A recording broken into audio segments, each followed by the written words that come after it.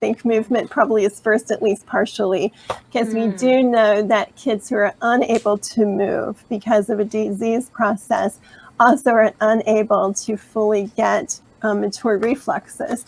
So we know there's some interplay there, and movement is huge for those kinds of mature reactions that we want our children to have, of course.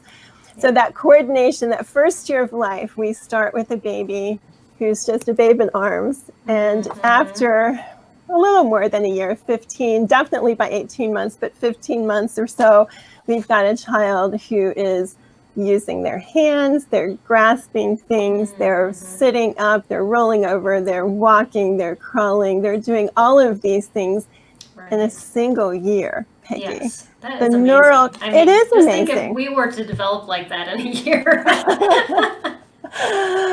Yeah, it's the really trillions of neural connections in those first few years, and it's going to slow down after that. It's going to continue to slow down through our life. We're going to continue to have brain development and neural connections until about age 25. And after that, we really slow down. And when you get as old as I am, I suppose I'm just really, really slow. I was going to say, I'm probably losing some. So.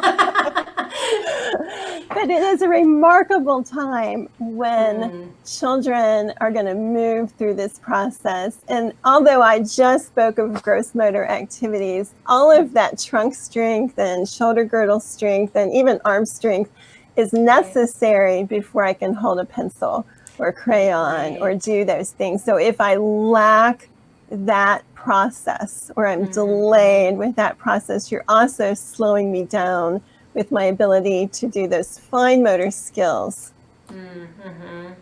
So it's hugely important.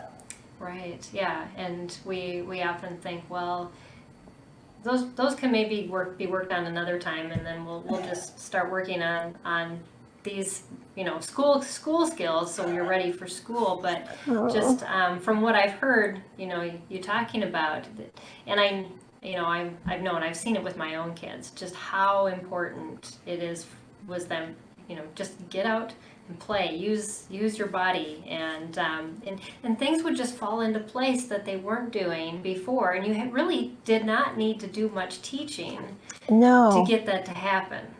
No, and I don't know whether I'm making myself clear in that regard or not, Peggy, but all the kids need are the opportunities to be on the floor and to not be contained. So I feel like that a lot of times we're thinking about the things we need to get done, and that's normal.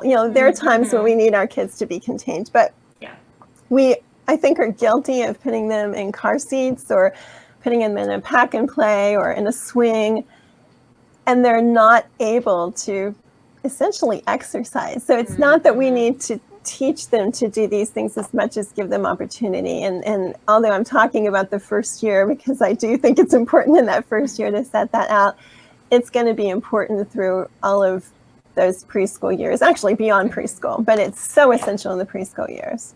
Yeah, I think that's so true. And